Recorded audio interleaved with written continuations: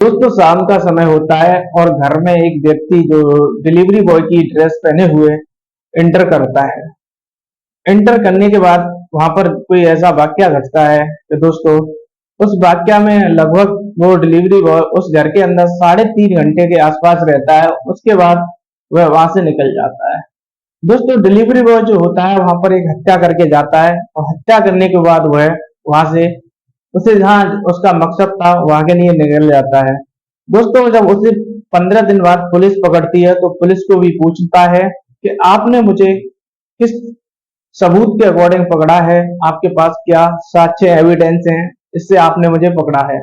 दोस्तों नमस्कार, आदाब, सत श्री अकाल। मैं पंकज कुमार चर्चा विद पंकज पर हाजिर हूँ आज दोस्तों एक ऐसी कहानी के साथ।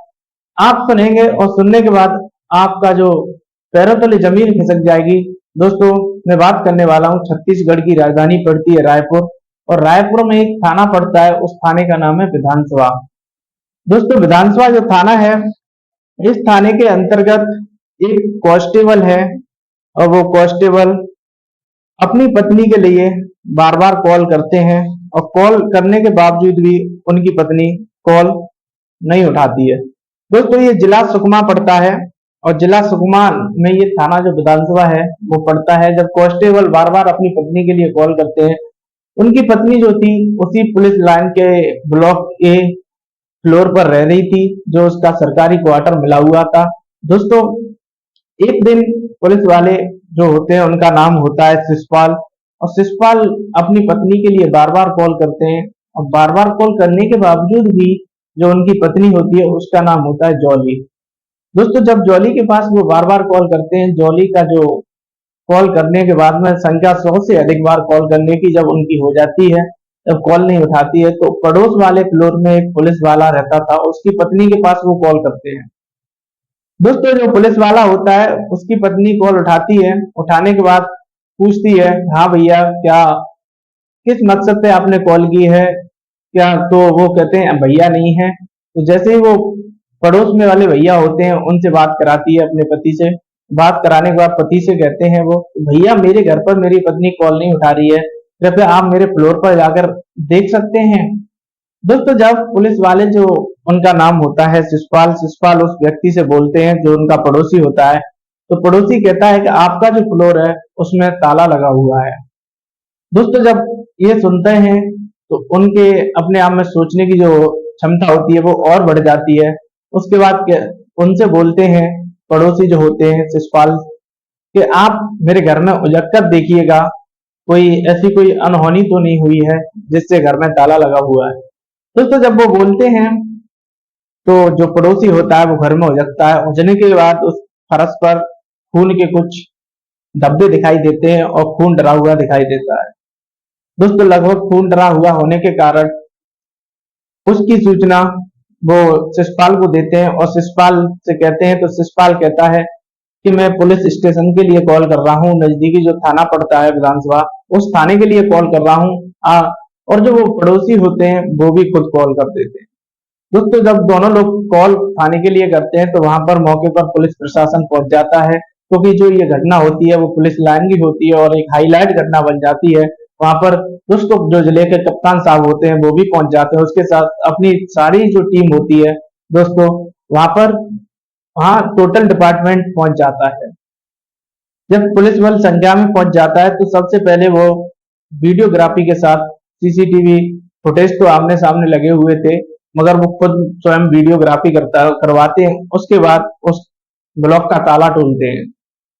ब्लॉक का ताला तोड़ने के बाद उनके साथ दोस्तों डॉग स्क्वाड टीम होती है और भी टीम्स होती हैं, जांच एजेंसियां भी होती हैं। दोस्तों वो अंदर घुसते हैं और घुसने के बाद में देखते हैं कि उस घर के अंदर लगभग उस महिला का जो शरीर डरा हुआ था मृत अवस्था में, और वो शरीर एक आपत्तिजनक स्थिति में था, एक नग्न अवस्था में था, और नग्न अवस्था में होने के कारण दोस्तों वो वीडियोग्राफी बंद कर देते हैं। उसके बाद पुलिस की जो टीम होती है वो देखती है।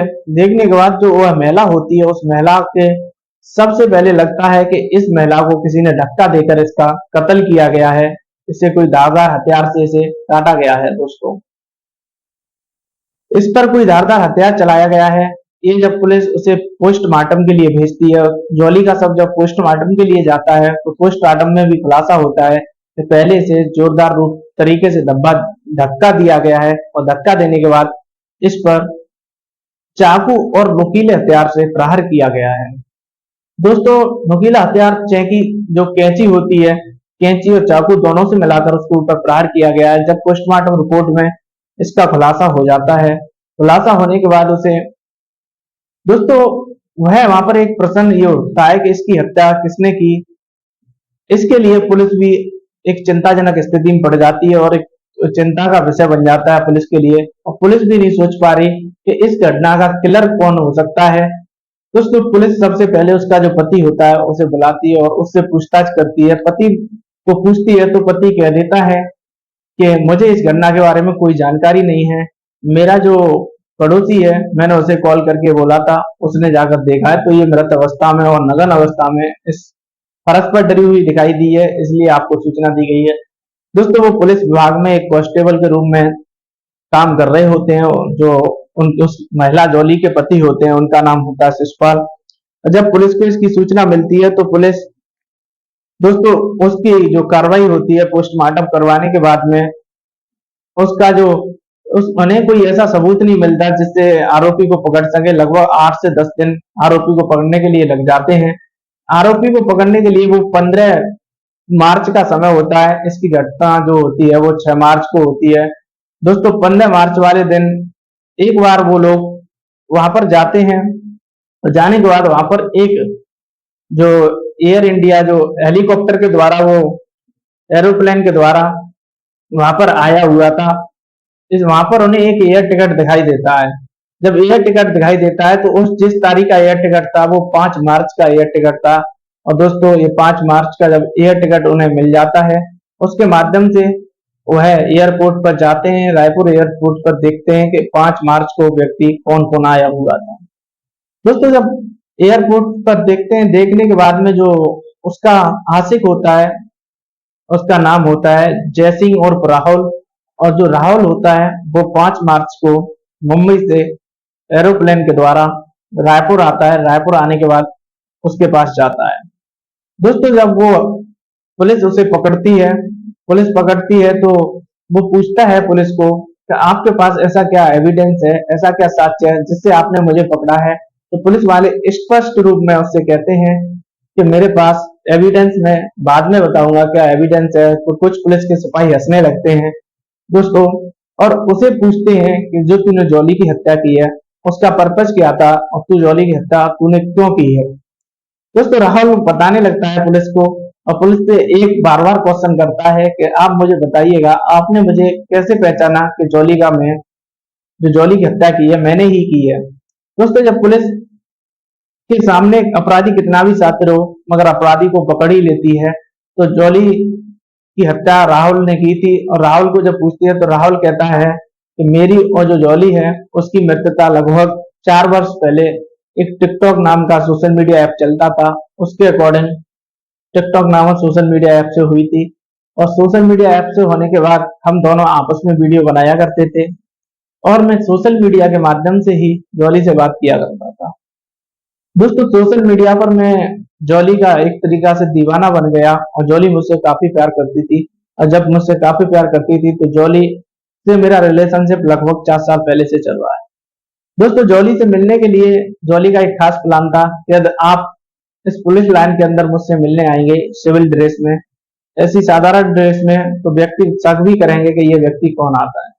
मगर वो जॉली से जब भी मिलने का मन करता था, जॉली जब भी उसे बुलाती थी तो वह दोस्तों डिलीवरी बॉय के कपड़े पहनकर आता था और डिलीवरी बॉय के कपड़े पहनकर उसमें घर में एंट्री करता था। दोस्तों, उस दिन भी आता है। आने के बाद में यह उससे बोलता है कि मुझे एक गिलास पानी की आवश्यकता है। और जैसे ही वो पानी लेकर आती है तो राहुल उसे धक्का जोर से देता है और देने के बाद में उस पर जोर से चाकू के द्वारा प्रहार कर देता है। और दोस्तों, चाकू के द्वारा प्रहार करने के बाद में वह उसे हत्या करके वहां से फरार होता है। और फरार होकर जो उसका एयर इंडिया जो एरोप्लेन का टिकट था वो एरोप्लेन का टिकट उसका दोस्तों वापस मुंबई जाने का, मगर किसी कारण उसकी फ्लाइट निकल जाती है और फ्लाइट छूट जाती है। और फ्लाइट छूटने के बाद वह प्लान बनाता है कि मैं क्यों ना अपने घर वापस चला जाऊं। दोस्तों मुंबई न जाने के जब फ्लाइट छूट जाती है तो मुंबई जाने का प्लान कैंसिल कर देता है और वहां से एक ट्रेन के माध्यम से वह इलाहाबाद आने के लिए ट्रेन की टिकट बुक करता है और बुक करने के बाद वो इलाहाबाद के लिए रवाना हो जाता है।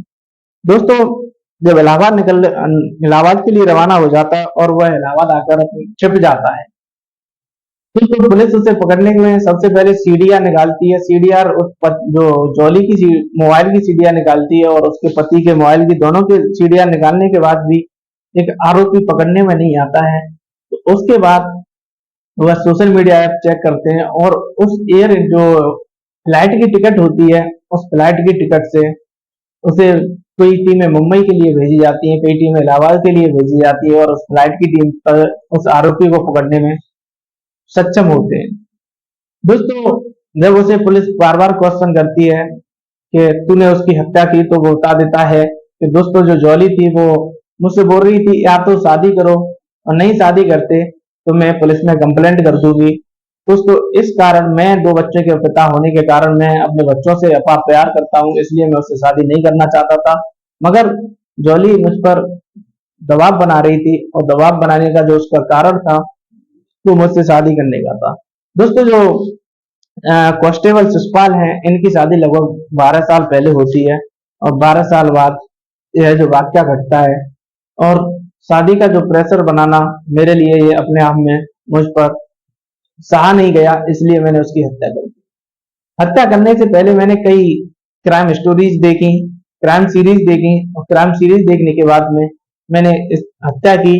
और क्राइम सीरीज में मैंने देखा कि मुझे मोबाइल का इस्तेमाल नहीं करना है और उसके साथ साथ मुझे कुछ जरूरी जो भी बात करनी है सोशल मीडिया के माध्यम से कर सकता हूँ, और बीच में कोई ऐसा वाक्या नहीं करना रुककर कहीं जिससे मैं पकड़ा जाऊं। इसलिए सीधा उसके पास आया और उसकी हत्या कर दी।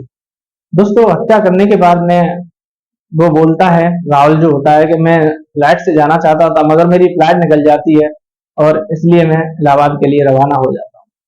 दोस्तों जो आवश्यक कार्रवाई होती है उसके ऊपर पुलिस अपनी आवश्यक कार्रवाई करके उसे जेल भेज देती है। और दोस्तों आरोपी कितना भी शातिर हो, पुलिस उसे पकड़ ही लेती है। एक सोशल मीडिया से प्यार करने के बाद प्यार इतना बढ़ जाता है कि एक कांस्टेबल पति को उसकी पत्नी ठुकरा देती है। और एक मुंबई में जो राहुल था वो मुंबई में रहकर जॉब करता था और मुंबई में वह प्राइवेट जॉब करता था और मुंबई से ही उससे मिलने आया जाया करता था।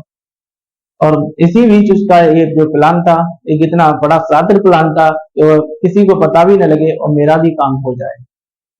दोस्तों मेरा जो ये वीडियो बनाने का उद्देश्य है किसी के दिल को ठेस पहुंचाना नहीं, दोस्तों आपको सतर्क करना, क्योंकि दोस्तों समाज में ऐसी दरिंदगी फैलती जा रही है। आप जब तक उसे सतर्क नहीं होंगे, आपके साथ कब क्या घट जाए उसे मैं नहीं कह सकता। आपको ये वीडियो कैसा लगा? यदि वीडियो आपको अच्छा लगे तो चैनल को सब्सक्राइब करें, वीडियो को लाइक करें और कमेंट करके जरूर बताएं। जय हिंद, जय भारत।